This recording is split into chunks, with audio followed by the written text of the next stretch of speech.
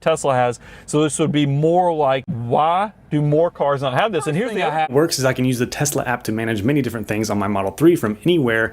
I can see its exact location, its interior temperature, check if it's charging, how long it has left, see how much battery range it has. I can turn on the heat or air conditioning. I can remotely unlock or lock the doors, open both the trunks, honk the horn, or flash. As long as I have my smartphone with Bluetooth enabled, the Model 3 senses when I'm near the car and it will automatically unlock when I press to open the door, and it's ready to drive when I sit down. It works the same way when I park. I just exit the car, and as I walk away with my smartphone in my pocket, the Model 3 will automatically lock itself. The Model 3 does not come with a key or even a key fob. Instead, it comes with a key card that is the size of a normal credit card that easily fits into your pocket or wallet.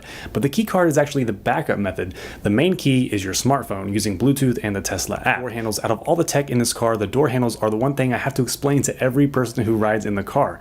Now, to open the doors from the outside, you press in with your thumb, then grab the long part as it comes out. Now, this is easily learned, but it's still a bit of a hassle to open if your hands are full. To get out of the car, you have to press the top button on the interior door handle, which people always think is the window button. So again, it's different than what people are used to, but once you know how to do it, it feels completely natural. Engine, it has a front trunk or frunk, which isn't a huge storage addition, but it does allow you to store some things in it. But it's so cumbersome to close that I hardly ever use it. You can't shut it like a normal trunk. You have to close it gently, almost all the way, then press down with both hands at the same time until it seals shut. The rear trunk is great and has a ton of storage for how small the car is. It even has a lower compartment for even more storage, so I'm really impressed with the overall amount of storage space in the Model 3. Now let's talk about the interior. The view is phenomenal through the all-glass roof. The vegan leather seats are some of the most comfortable car seats I've ever sat in. The center console gives even more storage, along with 2 smartphone charging docks up front. The short front end and lack of instrument cluster gives a nice, wide, clear view through the windshield, and the back seat can sit up to 3 adults if they don't mind getting up close and personal. But as via the brain of the Model 3, the center-mounted 15-inch touchscreen display. Now, the majority of the screen is the map and the GPS. The left-hand side is where it shows information and quick controls for the Model 3, including remaining battery mileage, energy usage, windshield wiper controls, and of course the speedometer. And what's cool about the windshield wipers is they can be set to auto, which will enable the wipers to automatically turn themselves on and off based on if it's raining or not. Trunk in the front, settings for lights, even opening the glove box. The navigation system uses Google Maps and provides turn-by-turn directions, and also shows current traffic conditions. And I've compared it to Waze, which is my favorite navigation app, and it replicated Waze's directions almost every single time. So Trip Planner is great too, because when you type in a destination that is more distance than your current battery range, it will show you which superchargers you need to stop at and how long you need to charge in order to get to your destination without running out of battery. The screen is distracting, not at all for me. Sometimes I forget it's there. It's not intrusive or too bright or anything like that. In fact, it automatically adjusts brightness and switches to night mode when it's dark.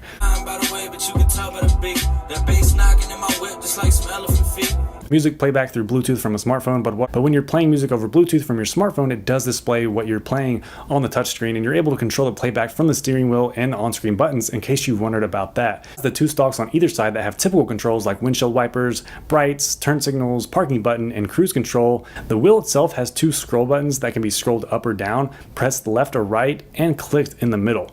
The left scroll button is dedicated to audio playback and can increase or decrease the volume, go to the next song or previous song, or play and pause. The right scroll button can be pressed to activate basic voice controls. Drive to Please and Thank You on Frankfurt Avenue. Claims this is still a beta feature, but if you're watching this, you probably already heard of Tesla Autopilot, which on certain roads will automatically steer, accelerate, and brake as needed to stay within the lane at whatever speed you set.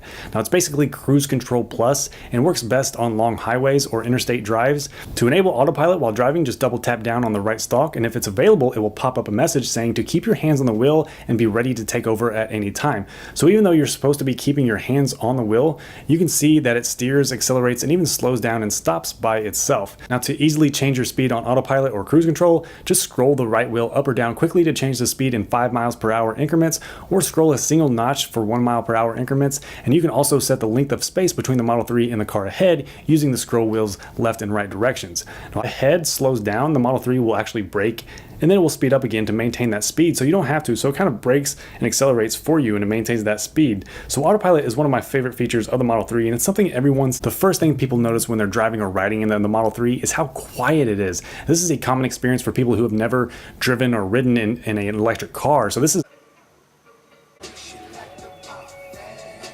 No engine, no exhaust, no transmission, no rattling parts under the hood, just blissful peace and quiet with the ever so faint whir of the rear motor at times. In the Model 3, when you let your foot off the accelerator, the car actually slows itself down with automatic regenerative braking, so you barely have to use the actual brake pedal unless you need to come to a complete stop or stop very quickly. This not only saves your brake pads, but it also lets you drive most of the time with just one pedal. Also, whenever regen braking occurs, it feeds energy back into the battery so you can get better efficiency. And in the Model 3, if you do need to come to a complete stop while driving, like at a red light for example, all you have to do is press the brake pedal until the hold icon appears, and then you can take your foot off the brake and the car will actually stay stopped where it's at, which is a relatively unknown but very convenient feature. One pedal driving and regen braking definitely takes some time to get used to, but once you master it, you'll never want to go back to driving with a gas pedal. Instead of visiting gas stations, I just charge my Model 3 in my garage, so it's also saving me time. The Model 3 comes with a mobile connector cable along with some adapters to charge it. A common outlet for home charging is a NEMA 1450, which I have in my garage, and it gives my Model 3 30 miles of range per hour of charge, $1.48 to travel 100 miles in my... The backup camera, back in reverse, Right. and it showed up. Oh, it goes away. A lot of you guys correctly showed that you could just hit the button on the far left there and it would bring the rear view camera. So you'd have to either hit the X or hit the button again and it did. I want to talk about autopilot. So I think it even says hey, this thing is not completely done. Sure. You're in beta mode. Gauge this. You'll see there's autopilot. We're even going to speed it up just a touch. I'm going to keep it at 39. I think the speed limit's 45 on this road. You're doing this just to make Heath nervous right now. But look, we're not holding. I'm in control of watching what autopilot does, though. So,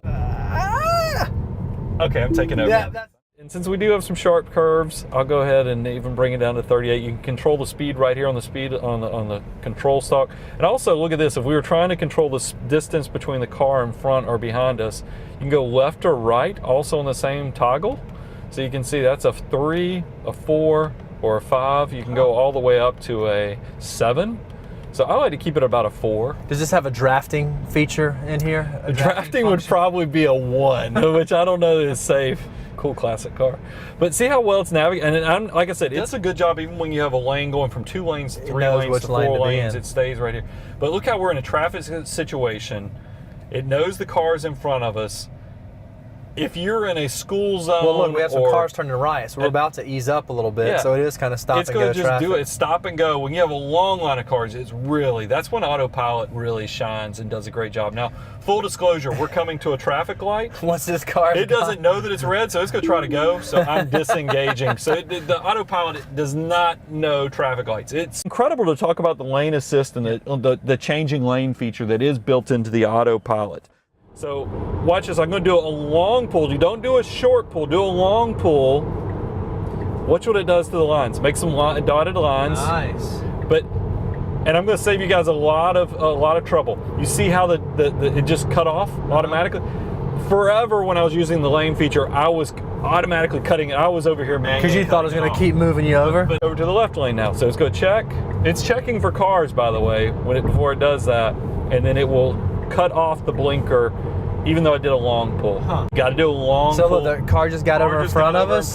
It was smart and did it. So really incredible how this thing, on road trips, because we've had the pleasure of taking the Tesla on Model 3 on a road trip, it was stress-free. You don't get to where you're going and feeling exhausted like you normally do on a road trip. It's really nice having this feature. Wheel. Even if they're on the steering wheel? Your hands are on the steering wheel, but it has to, what you learn to do is you have to give it a little pressure, just a blinker and turn indicator. But we're used to on the long that it locks in place. The Tesla always comes back to the resting position.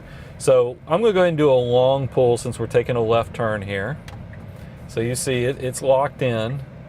And then as we go, it cuts off. You'll see when we straighten the steering wheel, it's going to cut off. Right.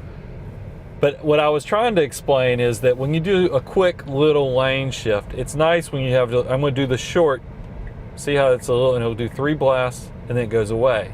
But sometimes you accidentally, especially when you're in an aggressive driving situation or a defensive driving situation, but you're still following the rules and turning the blinker on, you'll accidentally go past. There's not much of a tactile feel difference between, and you'll see it'll just run, so you have to kind of counteract it. Is the trunk. Okay. Well, we didn't have a power gate like the Model S has, and that it was a little harder for, especially for short people, to close this. So, and they're right. There is, if you look on the left and the right side, these are little grab handles that you can pull, and it's to help you close it. Sure. As much as I should have. You know, it's not uncommon with most cars that you get 1 to 2 presets. So you and your spouse could have a preset. Right. And then the luxury brands, they might give you 3. You know, so maybe a teenager. I don't not that you want your teenager driving your Tesla, but what I like about this Tesla Model 3, and some of your comments kind of called me out on it, when you pull up this screen, you can see you have your name, you have your easy entry, which I'll explain, and then you have your spouse. Like I set up my wife. If my wife's setting was way where you move the seat way up, you could hit easy entry, and every time she cut the car off and got out of the car, it would make it where next time I got in the car, it wouldn't be all scrunched up under the steering wheel, because it would be an easy entry mode. To this sound system, we have speakers, tweeters, right here by the sun visor. If you look down here by the side view mirrors, we have speakers right there. We have speakers in the door, there's speakers in the back. Is that now you always can see cars in front of you. Right.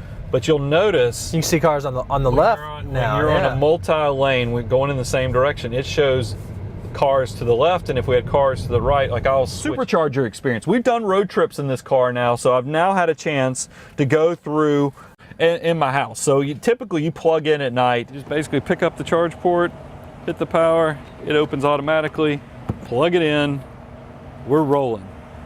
You know you have a good connection when you see the green starts flashing, that means it's sucking in juice. Okay. It's 10 cents per minute. In California, it was just a straight 26 cents at all times. So, by the way, the system is going to allow you to pull up superchargers, and you can see how close you are to the different superchargers. We're parked at the Brentwood one, so we're at 0.0, but it's going to show you where the closest ones are. But when you click on them, it's going to show you, it navigates to the route, but when you're at it, yeah, we're here. Thank you. Trip, you'll be stopping every couple of hours to charge for 20 minutes. There's a funny little video that's going around. I don't know if it's all over the nation or here in the South, but it's talking about how Southerners need a polite button, a polite horn button. Tesla, the horn, unfortunately, doesn't have a polite setting. You know, and when I say a polite setting, I mean like it's nice when you see a neighbor or a friend, you can go honk honk. You know, you just give it a little quick little push and honk honk. Show me that move again. It's just a little push, you know. And I'll do it, and I apologize, you know, but you see, I'm pushing it, and it's not doing it. You got to really give this thing a go. I mean, it's a hey, get out of the way. So I wanted to demonstrate. We're in valet mode, but also brag on or show off the mobile app, because this mobile app is truly incredible.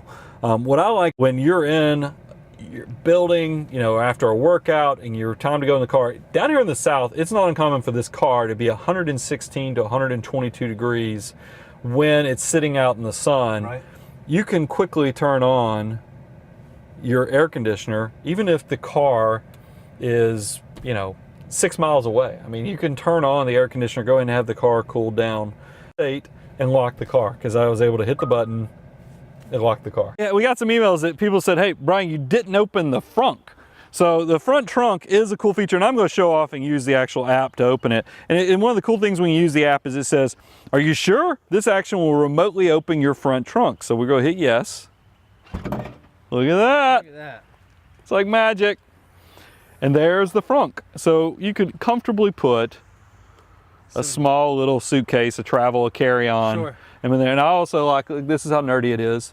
It's also got, if you wanted to put your plastic grocery bags and wanted to keep them from flying all over the place, you got cool little toggles there. Of course it's genius. Now the way you close this, look, you would think, and this is not this is not a nitpick, I don't want anybody to troll us. Look, you close it, and then all you have to do to close it is you put a little pressure on them. Serious too, because I do this, let me tell you this, I call this the Chipotle compartment, because I don't want, I go get Chipotle to go all the time for the family, because it's a crowd favorite. Everybody at the house likes Chipotle. So I don't like to put it in the car because makes the car smell like Chipotle. But Tesla is smart enough that they gave us a storage container. It's like almost like what a minivan would have. Right. Where this is what I call the Chipotle container. I put the Chipotle down there, secure it between the brackets here, close it up, good to go. Model 3, you will see, the first thing people say to me, where are all the buttons? I mean, because all you have is a screen. There's not a lot of buttons. You have power windows, and you have a button to get out. That is it. Yeah. I mean, once you drive this car for a while, you realize, no, this is the way it should be, because you do all the setup at the beginning. You have all your default settings that you set up